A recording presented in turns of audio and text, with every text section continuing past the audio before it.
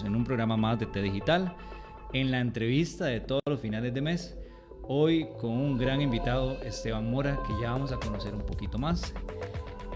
Yo no puedo empezar el programa sin darle gracias a toda la familia de Radio Centro, al universo, a mi esposa que me da permiso estar acá, a mis hijos que me regalan tiempo, Joshua, Emma y Abby, gracias por ser parte de mi vida. Y también a Rolando, el baterista, quien está en controles. Rolando, saludos. ¿Qué tal? Buenas tardes, Randy, ¿todo bien? Aquí un poco agitado de la carrerita sí. que me acabo de pegar. Cómo no. Y después de darle gracias a todos ustedes que están en sintonía, vamos a ver qué pasó hace unos cuantos beats atrás. Hace unos cuantos beats atrás, en un día como hoy.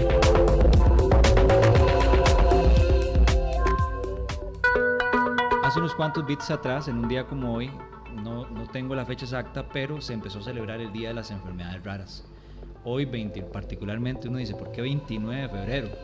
Será porque es cada 4 años, pero bueno, un 29 de febrero se celebra el Día de las Enfermedades Raras, aquellas enfermedades que en algún momento empiezan siendo raras y después pasan a ser comunes, porque escuchaba yo hoy en la radio que una señora fue la primera que diagnosticaron con fibromialgia en Costa Rica. Fue una enfermedad rara hace muchos años y ahora es una realidad que muchas personas padecen. Entonces, y sigue siendo rara en realidad, o sea, es una enfermedad nueva, ¿eh? Sí. Son enfermedades nuevas que van saliendo y después se dice que son raras. Un 29 de febrero hace unos cuantos beats atrás.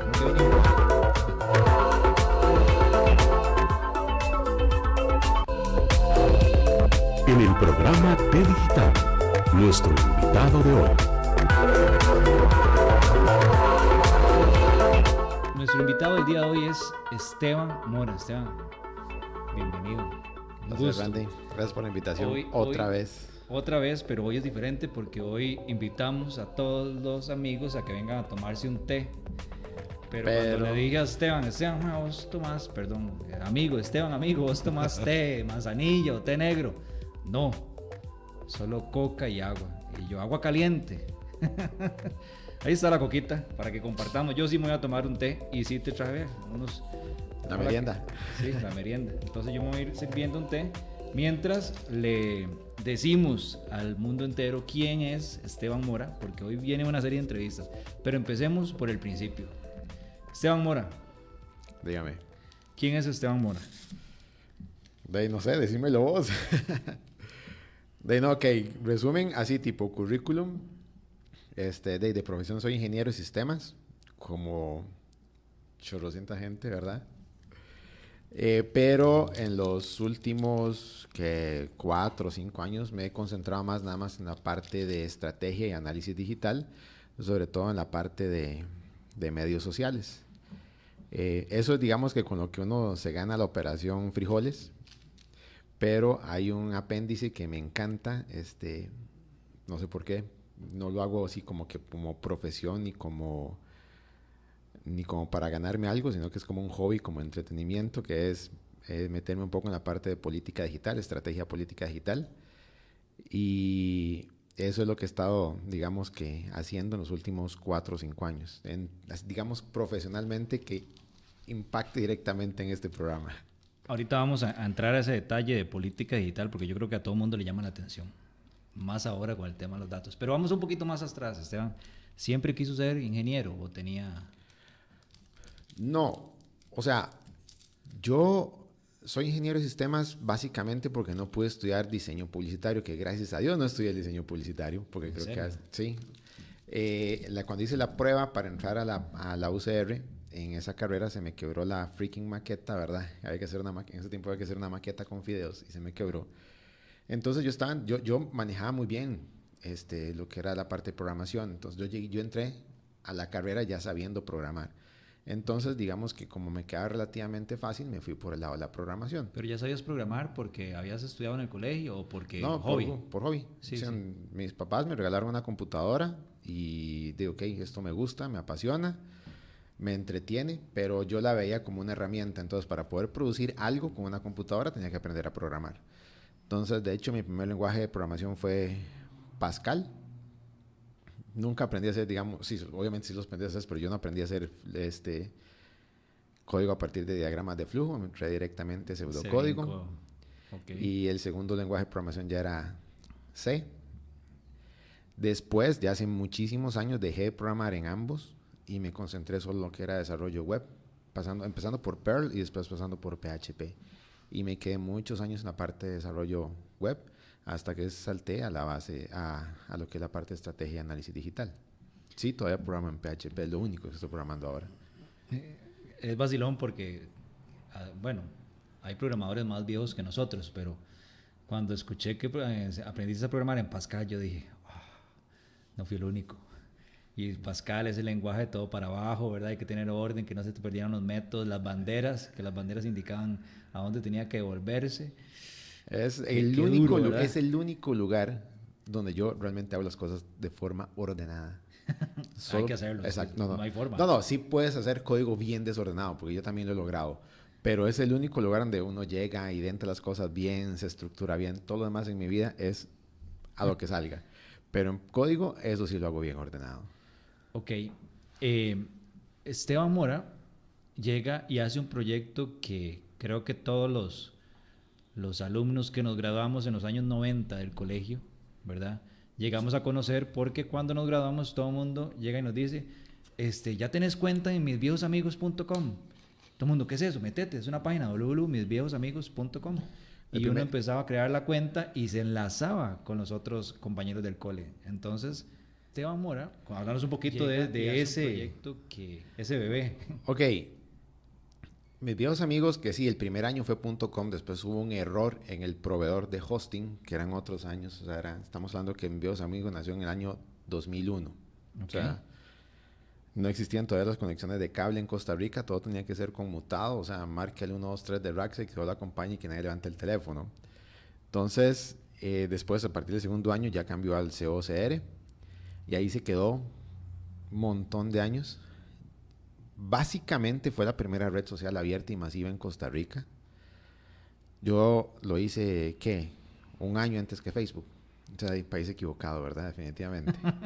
Y sí, Costa Rica. Exacto. Lo que hice fue hacer un índice. De hecho, nació en sí, como dije ahora, por una práctica de programación, porque nunca había trabajado directamente con bases de datos SQL en un código web, en un desarrollo web. Entonces ese fue el primero. De hecho, siempre estuvo hecho en Perl. O sea, un lenguaje que prácticamente obsoleto hoy en día. Se utiliza para muy pocas cosas. Pero que fue muy fuerte en su momento, allá en el principio de los 2000. Exactamente. Pero ya todavía es cuando ya se da la migración hacia el PHP. Llegó a tener 88,000 personas cuando... En serio, que mucha gente no se acuerda de esos años todavía. Cuando todo era conectarse por a través de un teléfono, o sea, había que, en serio, marcar un número. A velocidad de 56 KB. Si te iba bien, ¿verdad? Pero denle que el estándar era 36, 32, perdón. Entonces eran unos años muy diferentes y tenía un índice en escuelas, colegios. Yo había ido al Ministerio de Educación, me han dado la lista, los había acomodado todos, provincia, cantón. ¿Te habían dado la lista así nomás? Sí. Entonces, o sea, los errores vienen desde hace mucho tiempo. No, es que esas listas públicas, o sea, son las listas de todas las escuelas y colegios. Vos vas acomodando provincia en cantón. Pero no la de estudiantes, entonces. No. Bueno. Ahí la gente tenía que ir formando las bases de datos. Y se crearon N cantidad de conexiones. O sea, yo me recuerdo que en los primeros años había escuchado de un caso de una pareja que nunca se llevó muy bien en el colegio. Se encuentran en el sitio, el año después se casan. Entonces, para algo sirvió. Pero ya con la llegada de Facebook y la masificación de las redes, obviamente mis viejos amigos no tenía absolutamente nada que hacer. Pero sí le habías dado un pequeño giro, ¿verdad? Porque la red clásica era solo establecer enlaces, pero creo que lo intentaste cambiar en algún momento. Mejoras al código antiguo. Okay. Y de hecho, yo había diseñado una segunda versión, desde cero en PHP, pero nunca la llegué a lanzar, nunca estuvo terminada y es que no tenía sentido lanzarla porque Facebook ya hacía exactamente lo mismo, las redes habían cambiado, ya no eran redes de conexiones, eran redes de contenido, entonces yo no tenía nada más que hacer y hace como 3 años en un movimiento de servidores que hice, lo cancelé, o sea dije vamos a ver qué pasa si dejo el sitio muerto. y el tráfico era muy poco, entonces de nadie lo extrañó. Entonces ahí técnicamente murió. Nadie te preguntó, solo yo te preguntaba. Algunas personas sí, de vez en cuando uno recibe un correo o alguien pregunta, pero no tiene ningún sentido ir a pelear con Facebook hoy en día. Para los radioescuchas y los que nos están viendo a través de Facebook Live, la pregunta sería, ¿desarrollaste este proyecto porque te gustaba programar, pero fue antes de la U o fue como un proyecto de la U? No, ya yo, de hecho, sí, ya yo había terminado la U, creo, yo terminé la U en el 98. O sea, nunca hice el... Pero no te ves tan mayor, Esteban. Gracias. Yo lo hice y fue cuando dijo que empecemos, esta parte del desarrollo web me encanta. O sea, yo fui de los primeros que tuvo cuenta con Raxa cuando era conmutada. Entonces empecé a meterme en ese campo del desarrollo web y tenía que arrancar con algo para pegar SQL. Hacer un proyecto ya un poco más grande y esa fue la práctica. ¿La base de datos era en SQL? Sí. ¿Y los servidores acá? No, aquí no. Todo en línea. Todo fuera. Yo lo hice y fue cuando... O sea, sí tenía servidores ahí en la casa, como prueba, de hecho todavía los tengo, pero es nada más para probar cómo van a quedar. Después todo queda afuera. Entonces Bien, vamos a ir a recordarle a los radioescuchas quiénes son nuestros amigos y ya casi seguimos con la entrevista de Esteban. Editorial Alfa Omega, con los mejores textos en ámbitos profesionales, libros de programación, seguridad informática, auditoría de sistemas, sistemas operativos y otras disciplinas. También puede consultar sobre libros para carreras de administración, ingenierías y más. Llámenos al 83 43 90 63 con Rodrigo Muñoz, representante oficial de la Editorial para Costa Rica. Editorial Alfa Omega. Pasabec Creative, ubicado en Corriera Blanca, especializado en el diseño y confección de productos personalizados a su gusto. Ofrece paquetes especiales para empresas, centros educativos y grupos familiares. Búscalos en Facebook como Pasabec Creative o a través de los teléfonos 8845 1413 o al 7052 8985. Al solicitar sus productos e indicas que lo escuchaste en T Digital, tendrás hasta un 7% de descuento. Pasabec Creative. WhatsApp de T Digital 60 89 36 14. Envíenos sus mensajes de audio, comentarios y sugerencias para futuros programas. También nos puede encontrar en Facebook como T Digital. Lo escuchaste en T Digital, tendrás hasta un 7% de descuento.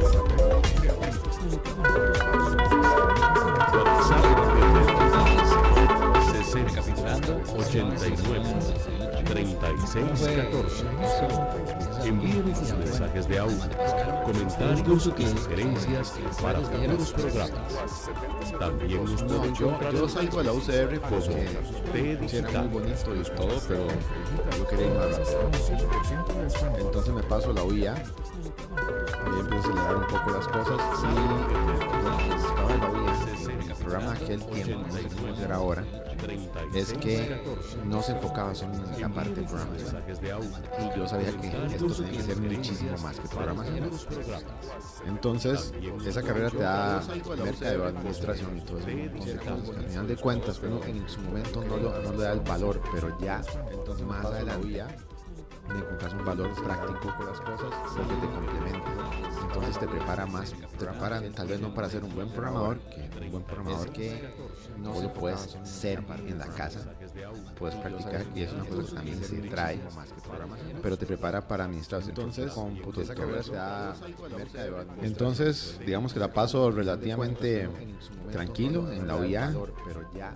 Me gradué, como digo, en el 98, cursos interesantes, digamos programación en C, que ya yo sabía. Entonces te prepara más, tal vez no para veamos algunas cosillas, inclusive un poco de lo que era, veamos Prolog, que era para ver un poco más de inteligencia. Se veían algunas cosas obsoletas todavía en esa época, como COBOL, pero digamos que la paso relativamente tranquilo, por lo menos ibas creando otra serie de elementos que te iban a formar un poco en otras direcciones. Veías inclusive en parte, tenías cursos de contabilidad, de economía y todo eso, entonces digamos todo eso te ayudaba. Yo salgo de la universidad Y dije, voy a tomarme un cuatrimestre de descanso y después empiezo la licenciatura. Y ese cuatrimestre de descanso todavía no he terminado. En esa época como cowboy. Dicen que el tiempo no existe. Pero Entonces es relativo. Entonces lo podemos plegar como un agujero negro. Entonces todavía no he terminado. El otro cuatrimestre. Pero de ahí me di cuenta que lo mío era más emprender y que irme a trabajar en un lugar. Es una pregunta Salgo de la importante. universidad Desde ese entonces, dije, voy a digamos, tomar con un mis viejos cuatrimestre de amigos, que descanso fue un y después proyecto empiezo la licenciatura. que no sé si te habrá dejado algo o no, pero ese emprendimiento, desde que te grabaste, empezaste a emprender, nunca formaste parte de alguna Yo compañía. yo trabajaba en acueductos alcantarillados, fue mi primer trabajo. ¿En sistemas? No tanto, dependía más que todo estaba en un departamento de desarrollo, pero era más de soporte a presidencia ejecutiva, entonces no tenía que ver con sistemas, pero sí les ayudaban algunos proyectos que tenían que ver con eso, pero aunque parezca irónico, nunca he trabajado para una empresa en programación. Eso le pasa a muchos ingenieros de sistemas. Sí, yo en acueductos alcantarillados fue casi que mi último trabajo. Yo me salí de ahí en el 2000 y dije, no, o sea, de aquí la oportunidad está en ir a desarrollar cosas fuera. En mi caso particular, yo genero ideas muy fácil. Entonces vas inventando un montón de cosas y puedes programarlas. Entonces, digamos que vos crees que la vida va por ahí. El choque con la realidad es cuando vos te das cuenta que no puedes vender o tenés un bloqueo para vender. Aún así, monto una empresa y bueno, en ese momento lo hacía básicamente freelance. Y ahí voy, avanzando y me concentro solo en la parte de programación web. Yo fundo Web Mechanics hasta el 2011, que es como para ordenar un poco las cosas, y la empresa todavía está. Yo en el 2012 creo, igual como una práctica de programación por un favor que me pidió una amiga, empiezo a jugar con las APIs en aquel momento de Twitter que estaba casi que empezando, para hacer un sistema de monitoreo, un sistema que me dé información. Eso estaba interesante, empecé a desarrollarlo un poco más, luego incluí Facebook, luego incluí Instagram y eso se convirtió en un proyecto, en un producto más bien. Es un sistema que todavía alquilan algunas agencias, no lo tengo abierto para todo el mundo, sino digamos solo amistades. Y ese sistema es lo que me permitió a mí enfocarme exclusivamente en lo que es análisis de estrategia digital, por lo menos en aquella parte en redes. Para dejarle claro a todos los que nos escuchan, que hay mucha gente que no es de la carrera y les gusta el programa porque hablamos de tecnologías de formas sencillas, el concepto de API es como un músculo de la red social que te da información y te permite integrarte a ella, ¿cierto? Para decirlo de forma sencilla, ¿cómo lo dirías de forma más sencilla? Es una interfase, es una parte adicional de la red social, no lo que uno ve regularmente, sino lo que ven los programadores, que me permite hacerle preguntas y me envía respuestas con datos de rendimiento, o gestión, o información en sí. Antes eran más abiertas y se pueden hacer más cosas, ahora obviamente son muchísimo más restringidas por cuestiones de seguridad, pero casi que todas las redes sociales tienen algún tipo de interfaz de programación que le permite a algunas personas desarrollar productos a partir de ellas. Eso es importante. Utilizaste primero el API de Twitter, pero para integrar las otras tuviste que utilizar el API de cada una de las redes sociales, ¿cierto? Exactamente. Entonces primero Twitter, que es una API muy noble, muy sencilla de manejar, y después lógicamente nunca iba a estar completo si no tenés Facebook, y la API de Facebook es muy complicada. No existe mucha documentación, básicamente es prueba y error. O sea, parece un partido de béisbol, a lo que salga puro batazo. Y aún así logré desarrollar el sistema y funcionó bastante bien durante mucho tiempo, hasta que Donald Trump ganó la presidencia de los Estados Unidos y se encendieron todas las alertas de seguridad y empiecen a cerrar puertos. Exactamente, a cerrar el grifo con un montón de opciones. Hablaste, en aquel momento también integraste Instagram, pero ya Instagram, al ser parte de Facebook, igual se maneja con un API completamente independiente. Actualmente no sabes. Tiene una API independiente en algunos puntos. Hay algunos endpoints, algunos puntos de conexión entre ambas, pero Instagram cerró la API tal cual la tenía. Y básicamente dejó una API nada más para construir aplicaciones encima que no tienen mucho sentido. O sea, ¿para qué vas a tener una aplicación que te haga algo diferente a Instagram si lo que ocupas es Instagram? Entonces nos dejó a muchos programadores fuera y la API sigue estando muy limitada hoy en día. ¿Cómo se llamaba este proyecto? Me dijiste ahora el nombre. Es un software que se llama SM Scanner, nada más, pero no ni siquiera se comercializa. O sea, yo Sí lo comercializo, pero entre los amigos, porque yo trabajo mucho con agencias, hace lo mismo que software como Social Bakers o algo así, de una forma un poco más burda tal vez. Sí tengo que hacer una nueva versión, pero te da lo mismo. Y a fin de cuentas, el análisis no depende del sistema, que es lo que mucha gente cree. Ahora, depende de la persona. En aquel momento, este software era para análisis de cómo mi compañía estaba en las redes sociales y cómo la gente interactuaba para mi compañía, supongo. Para cualquiera. Vos ponías una cuenta de Twitter, una página de Facebook, empezabas a seguirlas en bloque y pues vas a comparar, digamos, la tuya con la competencia. Ahora bien, el Esteban Mora, que actualmente muchas personas conocen, el que sale en televisión, el que es famoso, ¿verdad? El que se roza así con los famositicos. Gracias. Es el que tiene experiencia en política y el que analiza ahora temas políticos. Esto, bueno, datos políticos en la web, ¿verdad? Para dejarlo claro. Esto para atrás puede ser resultado de que empezaste a interactuar en redes sociales y te diste cuenta que estaba esa oportunidad, o es una espinita que viene más atrás. No. La respuesta completamente honesta es que todo sucedió por accidente, como le sucede a mucha gente. Yo desarrollo el sistema, y el sistema, cuando está básicamente completo, o por lo menos completamente funcional, yo necesito ponerlo a prueba con algo. Y en ese momento estaba empezando la campaña presidencial. Yo no tenía un único sistema, comercializaba uno, pero tenía como 3 o 4 sistemas adicionales para análisis de ruido y todo eso. Entonces lo puse a prueba con la campaña. ¿Cuál campaña? Perdón, 2012. 2014. 2014. Pero eso empezó desde el 2013. Entonces yo me ocupaba hacer algo con esos datos. O sea, yo estaba recogiendo un montón de información, pero ¿de qué hacía con ellos? Entonces empecé a publicar en mi cuenta de Twitter. Tal vez en aquella época tenía 500, 600 personas. No es que ahora sea muy grande que digamos tampoco, pero menos que ahora. Y topé con la suerte de que entre las personas que me estaban viendo estaba un periodista en esa época de Canal 9, Andrés Ramírez, que encontró valor en los datos. Me dijo, dame los datos, y empezó a sacar reportajes a partir de ahí. La diferencia, creo yo, y porque yo sabía que yo no era el único que lo estaba haciendo, la diferencia que yo le vi era que de alguna forma u otra yo corrió el riesgo de poner los datos dentro de un contexto. Ok, eso no lo hace todo el mundo. O sea, la gente te tira un dato, pero no lo pones en contexto. Entonces ahí me di cuenta que yo podía entender el juego de la política, al menos la parte electoral, la parte de mercadeo político. Pero eso es un plus tuyo. O sea, muy poca gente tiene digamos, malicia, por así decir, malicia indígena, o esa perspicacia de ponerlo en un contexto, porque los datos, para todos los que nos escuchan, hoy en día la información es lo que hablábamos ahora en la tarde, ¿verdad? Es el petróleo. Pero el obtener respuestas de la información no cualquiera lo puede hacer, ¿verdad? Para eso viene el tema de que se desarrolla el Machine Learning y el Big Data y demás. Ahora, que vos lo pudieras hacer es un plus. O sea, es como un superpoder. Gracias. Sí, o sea, y no es muy difícil. O sea, solo es entender, prestarle atención a las dinámicas y tratar de empatar los dos mundos. Porque la gente, y una cosa que siempre me llamó la atención, y de hecho todavía me llama la atención, es porque la gente trata de ver la parte política digital separada de la política, digamos, tradicional.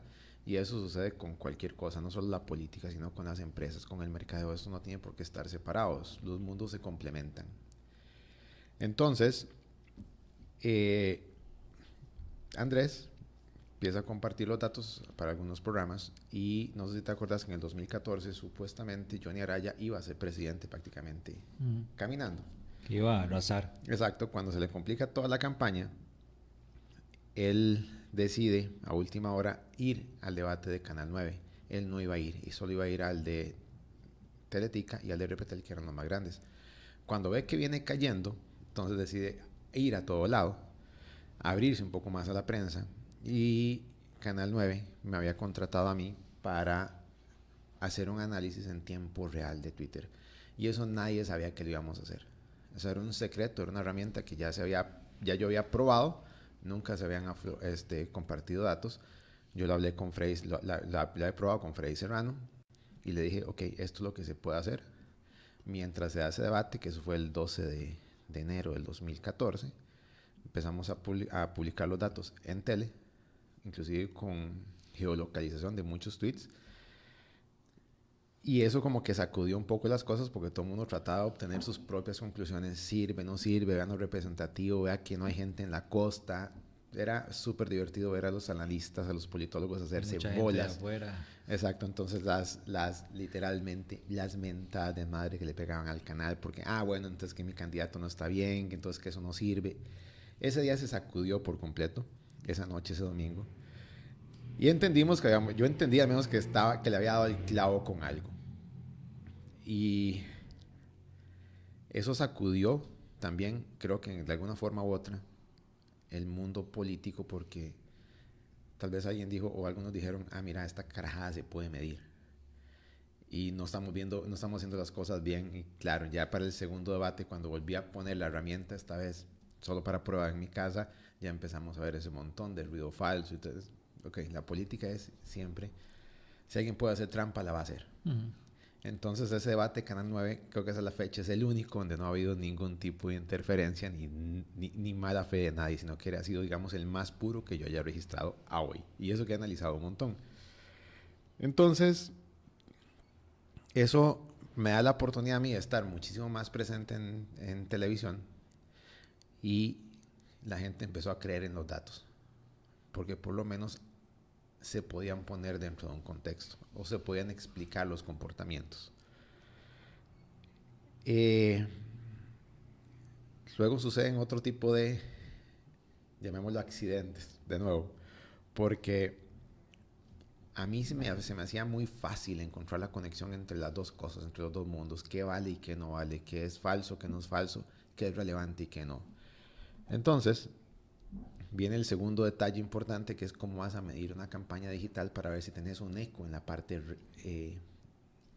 fuera digital. Es decir, real, pero no, la parte digital también es real, nada más que no se mueve en la misma proporción. Entonces es cuando en un programa yo suelto alguna información y digo literalmente, vean el comportamiento de Luis Guillermo Solís. En esa época Luis Guillermo Solís no llegaba al 6% de intención de voto. O sea, no era absolutamente nadie. Pero en digital empezaba a crecer. Entonces, yo deduje que la intención de voto se definía hacia el puro cierre y que el mercado o el segmento de Luis Guillermo Solís era muchísimo más propenso a moverse original en un principio en digital y después explotaba. Utilizando, lógicamente, nodos de microinfluencia.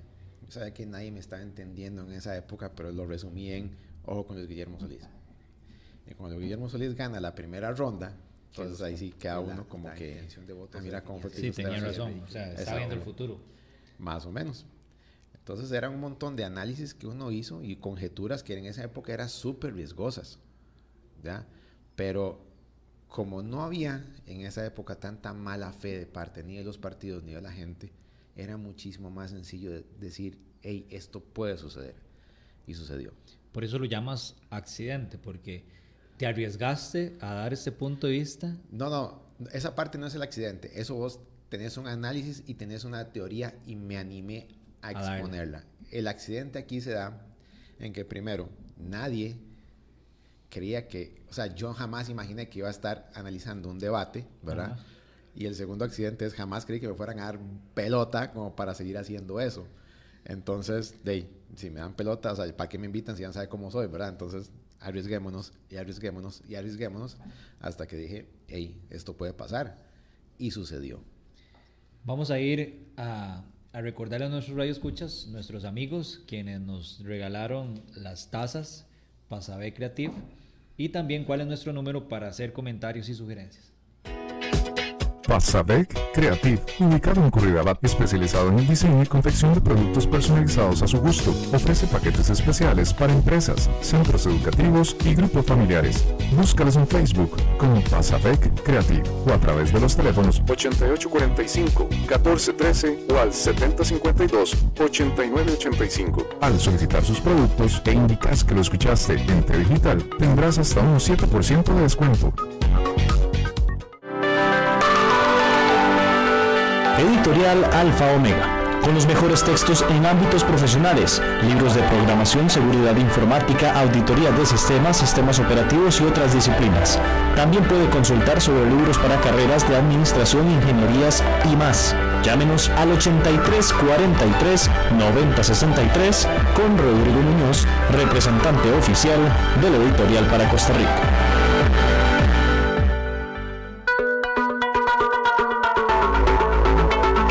Estamos de vuelta. Esta evolución de Esteban Mora a lo largo de su vida profesional está ligada a la carrera, o sea, ingeniería en sistemas desde todo punto de vista. E incluso podría decirse que te adelantaste algunos años al fenómeno del Big Data, al fenómeno del Machine Learning, del análisis de datos, ¿verdad? Y la pregunta que podríamos tener aquí en este momento es, Esteban Mora, ¿qué hace o qué está haciendo actualmente? Digamos, si siempre sigues trabajando en la carrera o no. Ok, sí programo un poco todavía. O sea, tengo que darle mantenimiento a mis sistemas. No tan rápido como quisiera, pero sí lo voy haciendo. Programo APIs para solucionar otro tipo de problemas. Digamos, hay empresas con las cuales trabajo en proyectos muy específicos de análisis de datos. Entonces, cuando estas empresas tienen un desorden, por ejemplo, a la hora de interactuar con múltiples proveedores, sobre todo cuando alguien te maneja formularios, te manejan base de datos, terminas rapidito, eso se convierte en un desastre. Entonces, digamos, en este caso yo llego, integro todo, trato de poner orden y defino y programo APIs para que los mismos proveedores sean controlados por ella, y así manejamos un poco mejor las cosas. Siempre tengo el sistema de análisis, que eso se le adquiere a algunas agencias, bajo ciertas características, bajo ciertos problemas específicos. Yo activo otros de los sistemas que quedaron completamente experimentales. De hecho, hace poco se hizo un estudio para un banco muy importante era sobre ruido, pero yo lo hice diferente. O sea, no es un social listening per se, porque eso no existe, pero sí un análisis temático de una categoría que, ya viéndola, tenía muchos tintes políticos de entorno como para poder eventualmente en el mediano plazo tener un sistema de alerta temprana basado en extracción temática. Entonces ahí es donde sí son proyectos muy específicos. Y también en algunos casos me encargo de ayudar a alguna empresa en, esto es toda la parte de información que ustedes tienen, pongámosla en orden, tratemos de ver cómo esto funciona de manera que ustedes puedan vender más. Eso es como una asesoría profesional. Exactamente, pero de vez en cuando terminas integrando un montón de herramientas. Mira, metamos un CRM aquí, metamos automatización de mercadeo, esto podemos descartarlo, cómo se está haciendo la parte de BI, todo ese montón de detalles. Me gusta trabajar mucho con software open source, tal vez por ser casi que yo desde el 2000 tengo 20 años de estar usando Linux. A pocos meses de estar usando Linux, de hecho. Creo que yo mi primera computadora con Linux la compré en abril del 2000. Entonces estoy muy acostumbrado al software open source, buscar soluciones un poco más baratas, pero un poco más funcionales. Entonces sí, mucho ahora es trabajo de consultoría y asesoría. Y sobre todo en la parte de estrategia.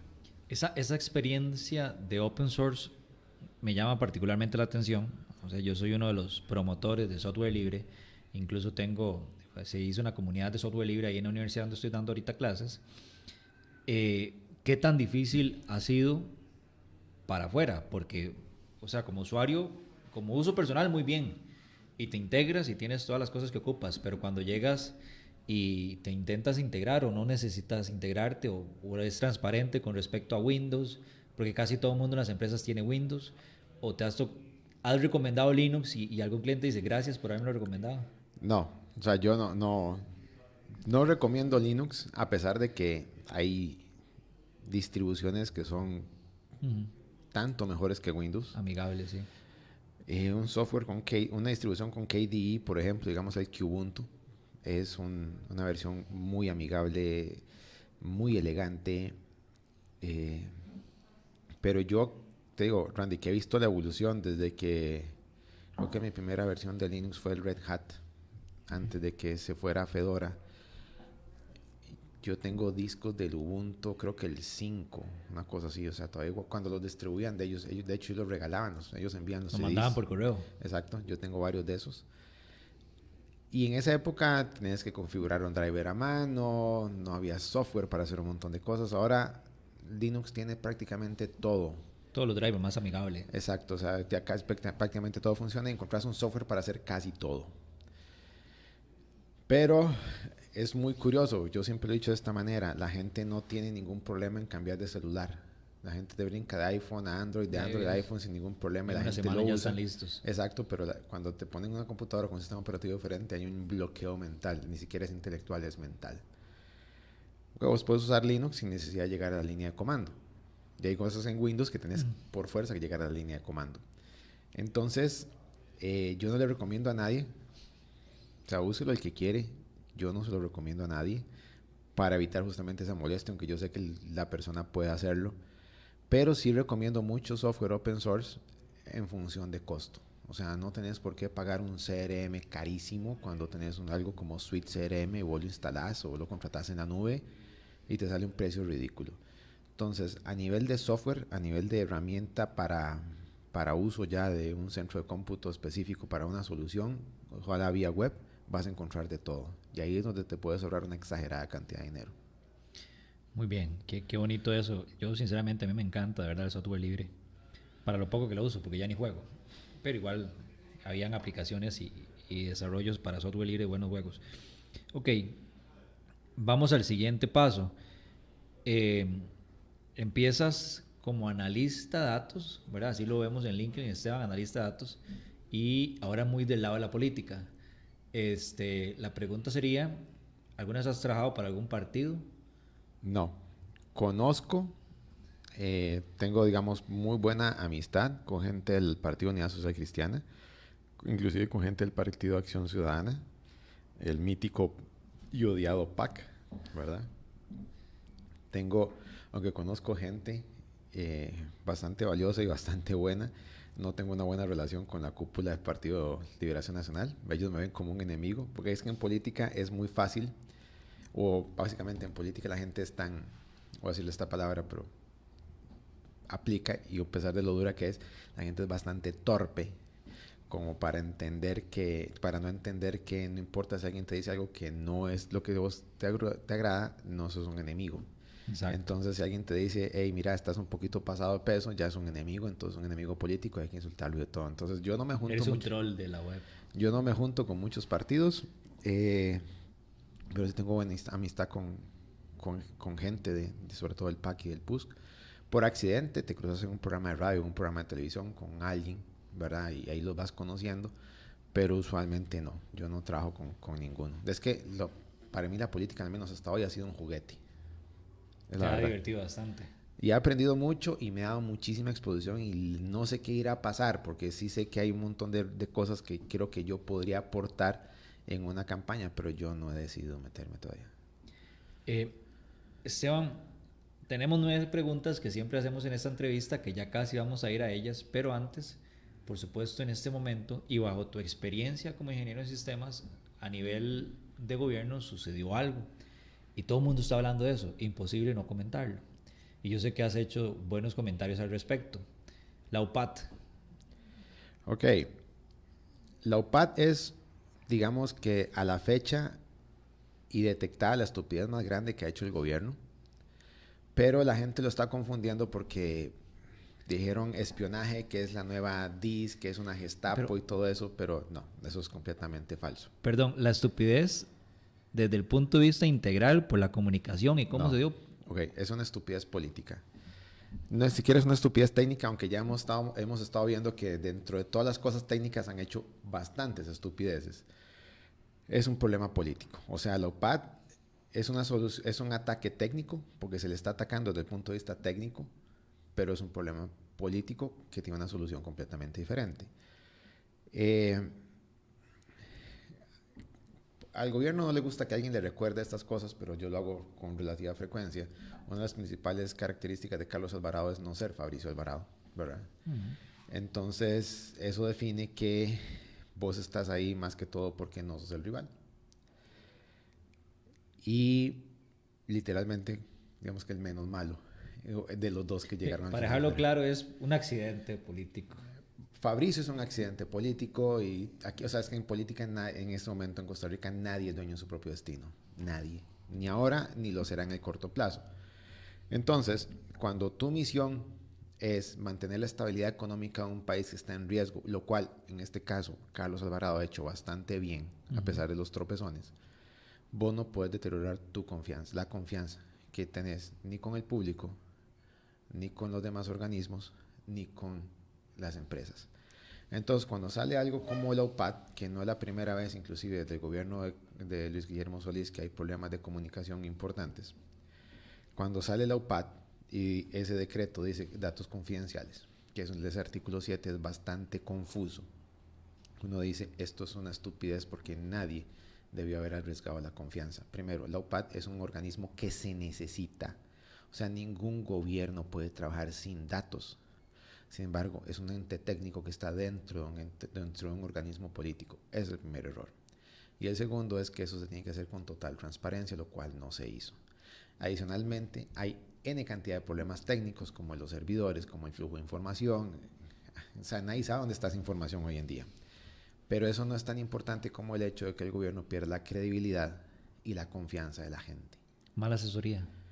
Yo no sé si es mala asesoría, pero para mí, yo lo categorizaría como arrogancia.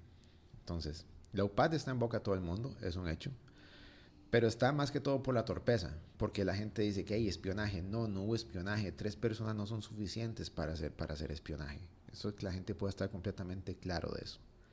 Sin embargo, eso sí podía utilizarse para fines electorales, si no es que ya se utilizó. Entonces, ese es el riesgo. ¿Por qué está una entidad técnica dentro de un organismo político? ¿Por qué no se comunica correctamente? ¿Y por qué no hay una transparencia en el uso de la información? Ahora bien, Esteban, a propósito que te gusta el análisis desde un punto de vista político, ¿ha habido en este momento o después de que sucedió eso hace 15 días atrás algún ganador? O más bien solo hay un perdedor, que es el gobierno en tema de imagen. Digo yo, porque cualquier otro partido, vos decías que no es de partidos sino personas, aprovecharía esto, pero parece como que no lo han sabido hacer. No, es que digamos que hay un comentario que yo he hecho varias veces, que mucha gente se escandaliza, otra gente dice, sí es posible. Lo hice, de hecho, la primera vez que lo hice, me recuerdo fue la fecha muy bien, fue el 24 de abril del año pasado, porque el 25 de abril era la develación del retrato de Luis Guillermo Solís en la Asamblea Legislativa, y yo estaba invitado, entonces por eso me acuerdo bien de la fecha. ¿Fuiste? Sí. Tengo muy buena amistad con Luis Guillermo Solís, o sea, en serio, y lo llegué a conocer porque lo invité en su momento al Social Media Day de la Universidad Latina, que yo lo organicé. Yo trabajé en Latina un año. Ahí tuve buena amistad con él y con mucha gente de su equipo. Entonces, yo ahí dije, tengan cuidado, porque realmente el PAC puede ganar 3 veces, 3 al hilo, si escoge bien a la persona.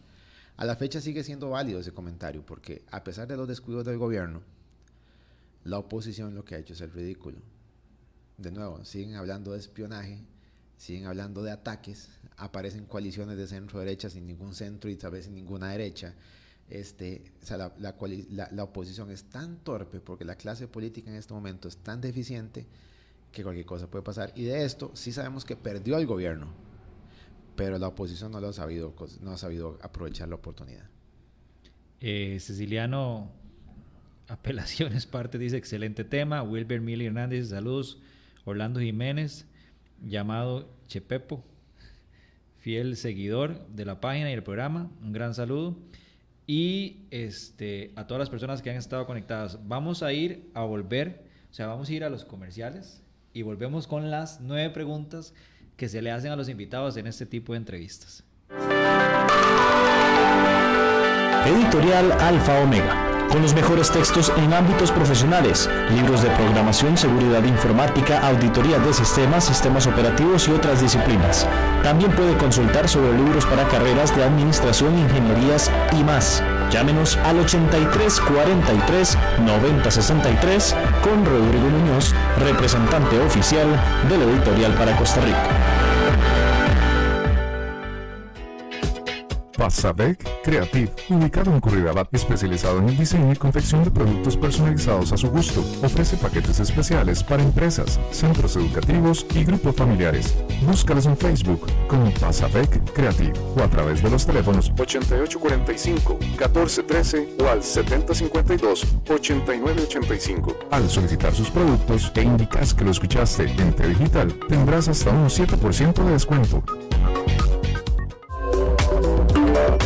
WhatsApp de T Digital 60 89 36 14. Envíenos sus mensajes de audio, comentarios y sugerencias para futuros programas. También nos puede encontrar en Facebook como T Digital.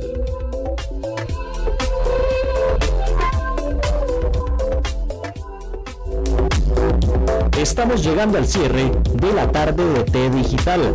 Vamos con las 9 preguntas para nuestros colegas.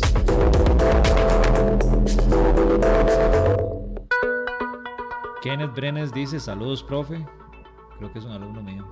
¿Vos ahorita estás dando clases? No. Y el sábado pasado Orlando Jiménez estaba de cumpleaños, entonces un gran saludo de cumpleaños a Orlando Jiménez, porque se nos fue el sábado pasado decirle feliz cumpleaños. Esteban, 9 preguntas bien bonitas. Dispare. La primera pregunta, serie de televisión favorita. Star Trek, históricamente hablando. O sea, hoy en día no podría decirte cuál, porque sí veo varias, pero si tuviera que decir una histórica, es Star Trek. ¿Y ahorita alguna que recomiendas? Es que estoy viendo de todo, o sea, hay películas, hay series que me han gustado mucho y que lamentablemente murieron antes de tiempo, como Marco Polo, que está en Netflix, me encanta. No he visto. House of Cards me gustó bastante. Esa fue buena, ¿verdad? En su momento. Exacto. Hablamos bastante. Exacto, hasta que mataron al presidente, ya dejó de funcionar. Hay una serie muy buena, se llama The Last Kingdom, también está en Netflix. Okay. The 100, yo veo mucho, o sea, veo entre histórico, ciencia ficción. The 100 todavía sigue al aire. Sí. La estoy viendo con mis hijos. Bueno, quedamos como en la 3ª temporada. Espérate que se va a poner bueno. Dice la siguiente pregunta. Un libro de la carrera de sistemas cuando estabas estudiando que nunca vas a olvidar. Sistemas operativos modernos de Tannenbaum. Sistemas operativos modernos. Ahora bien, este me gusta mucho. Un libro que usted podría recomendar a cualquier persona. O sea, cualquier persona que usted vea, que usted le diría, este libro se lo recomiendo. Porque hay libros muy técnicos, por ejemplo, me podrías recomendar Web Analytics, ¿verdad? Que es un libro que hace poquito me dieron, que va a ser solo para la gente que le gusta el tema web, ¿verdad? Y el tema de análisis de datos. Pero un libro que usted dice, este libro se lo puedo recomendar a cualquier persona. Hay un libro que lo leí en el año 2000, buenísimo. Se llama, el autor es Andrew Shakin, se llama A Man on the Moon. El hombre de la luna. Un hombre de la luna, que es las 7 misiones, las 6 misiones, las 7 misiones del proyecto Apolo. El libro, la película de Tom Hanks, Apolo 13, incluye parte de ese libro, y Tom Hanks se emocionó tanto después de actuar en esa película que sacó una serie de televisión que se llama From the Earth to the Moon. Uh-huh. La tiró a HBO y es básicamente ese libro. Es un libro espectacular. Ok. ¿Es de corte igual ciencia ficción? ¿O? No, es real. O sea, motivación. No. Es la historia del proyecto Apolo. Muy bien. Eso se lo voy a comprar a mi hija porque le encanta temas del espacio. Una frase célebre y su autor. No necesariamente tiene que ser de un autor mundialmente conocido. Puede ser una frase célebre para vos, de tu mamá, no sé. Una tuya. Esteban Mora, frase célebre. Pac va a ser 3 en hilo. Esteban Mora, que siempre se puede caer más bajo. Esa frase está terrible. ¿Escuchaste? Que el Pac tiene posibilidad de 3 al hilo. Así es. Bueno, vamos a ver. Uno nunca sabe, ¿verdad?, cómo los comportamientos de la gente, las estrategias de la oposición que no la sabe aprovechar, ¿no? Entonces podemos esperar cualquier cosa. La verdad que todo es posible. Así es. Pero, o sea, un paréntesis cuadrado en ese punto. Sí. Todo depende de la candidata que escojan. Claro, Gran eso. candidata, eso es Y es bueno. que es interesantísimo, pero eso es un hecho. Esta situación, digamos, de la elección pasada es todo un accidente. O sea, no, con los candidatos fue todo un completo accidente que Carlos Alvarado está ahí y los, digamos, fabricistas, pues, llegaron incluso al Por Congreso. accidente. Por accidente, para no decir más. La candidata, o sea, a mí se me vienen nada más dos a la cabeza. No sé si tienes una tercera. No, de esas dos que usted se le está imaginando, ya una quedó fuera de combate. Y ahí lo dejamos. Después hablamos. Ok, la frase célebre y su autor. No sé, o sea, hay tantas frases célebres. Hay una, bueno, yo recurro muchas veces a la frase de, bueno, y por lo menos hay salud. O cuando uno cree que ya no puede caer más bajo, uno siempre puede caer más bajo, ¿verdad? Uno siempre le puede ir peor. Pero es parte de las frases desmotivacionales de Esteban Mora. Ok. Dice, una personalidad a la cual usted admire. Nacional, internacional, que usted diga, o sea, si pueden leer la biografía, háganlo. Figura icónica para mí siempre, Leonardo da Vinci. Creo que la humanidad no ha visto una mente más brillante que la de él. Y de hecho lo he estado estudiando de múltiples formas, desde la Masón. parte... ¿Ah? Masón, Leonardo da Vinci. Yo en esas partes no me meto en la religión, que hay quien haga lo que quiera, pero la parte de la creatividad, la Sí. parte, tanto pintura, ingeniería, todo. De hecho, hasta el tatuaje que tengo está escrito en forma especular, justamente por él. El curso de la carrera que más le costó. Mate 125 en la UCR, ¿cómo me sacó las canas esa matemática? Me costó, no, 125 y también la 129 me costó bastante. Ahí me di cuenta que la matemática no es lo mío. Eso en la UCR. En la UIA tuve problemas con contabilidad porque la odio. Pero eso que no es que sea muy difícil, es que uno llega completamente psicoseado. Esto no lo quiero, ni siquiera me voy a sentar a estudiarlo y tome 2 veces cada curso. Dice, ¿dónde nos ve como país en el futuro? O sea, la gente quiere ser muy pesimista y Costa Rica no es un país que esté mal. Sí tiene que corregir un montón de cosas. Pero yo tuve la suerte en el 2018 de ir a dar unas charlas a El Salvador, llevado por el NIMP, Instituto Holandés para la Democracia, que curiosamente no existe en Costa Rica. Y no existe porque Costa Rica no tiene problemas de democracia. Costa Rica no está a esos niveles y es muy curioso ver como a mí me llamó mucho la atención ver cómo los salvadoreños nos ven a nosotros. Ese mismo año después tuve la oportunidad de hacer lo mismo en Panamá. Y para que la gente se dé una idea, en Panamá estaban asustadas, sobre todo porque el foro era de mujeres, me llevó Konrad Adenauer, estaban asustadas de ver que en Costa Rica hay más diputadas que diputados, mientras que la mujer está ahí completamente marginada. En Panamá. Exacto, entonces Costa Rica es un país realmente con una suerte increíble. Sí hay mucha gente que está haciendo mal las cosas, pero todavía nosotros no estamos tan mal. Y digamos que es una oportunidad para que Costa Rica se espabile un poco, se mueva, que reaccione y diga, cuidemos lo que tenemos, porque no estamos tan mal como la gente lo hace ver. ¿Cuál es el tema tecnológico que le recomienda estudiar a cualquier persona? Tecnológico. Te voy a cambiar, no, eso no lo puedo responder, porque si vos me preguntas a mí qué es lo que la gente debería estudiar hoy en día, o debería fortalecer, es su capacidad creativa. Puede ser relación tecnológicamente, claro. Vos no puedes, hoy en día la competencia es tan fuerte como vos no puedes ser muy lineal en tu conocimiento, no puedes ser experto en una cosa, es preferible que seas, voy a utilizar la palabra en forma incorrecta, un mediocre en múltiples cosas. Eso te va a dar más valor que ser un experto en una sola. Conocedor de múltiples cosas. Es que tienes que dominarlo, tienes que entenderlo y tal vez no puedes ser el mejor, quédate a medio camino, pero si vos sumas medio camino de una cosa y medio de otra y sobre todo aprendes a intersecar los campos, vas a convertirte en una persona bastante importante. Y para cerrar la última pregunta, tengo miedo de hacerla, pero dice, un consejo para las nuevas generaciones. Los que vienen de ahí atrás. Para las nuevas generaciones. Ay, no sabría qué decirte, o sea, primero, que crean que cualquier cosa es posible porque es la única forma de que ellos se preocupen por hacerlo. O sea, si quieren estudiar, estudien, hagan las cosas, no dejen de prepararse, pero sobre todo que si creen que las cosas son posibles, que lo intenten. Y sobre todo, que no le pongan techo a toda la imaginación que tienen. Yo sí siempre he sido muy creyente en que entre más vos puedas imaginar cosas, mejor te va a ir. Muy bien, Esteban, se nos fue el tiempo. Cerramos muy bien con las 9 preguntas, así que gracias a Rolando, que estuvo ahí presente con nosotros. ¿Te gustó la entrevista de hoy? Muy bien, claro que sí. No sabía que había, por ahí había nacido mis viejos amigos. Cuando yo viví varios años fuera del país y me encontré con el sitio. Y entonces ahí de hecho, ciertamente fue la primera red social, ¿no?, que hubo. Yo reconozco eso, la verdad, y es más, el otro día yo lo estaba pensando y lo iba a comentar con un grupo de amigos. Mucha gente tal vez no se acuerda ahora, pero esa fue una red social, de verdad. O sea, claro, la mejor, allá la muy primera en Costa a Rica. principios de los Bueno, la años única. 2000, la verdad que...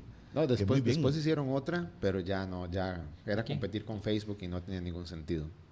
Ajá. Muy bien, Esteban, gracias a todos los radioescuchas, a todos los que estuvieron conectados a 96.3 y también por el Facebook Live. Saludos para el cierre.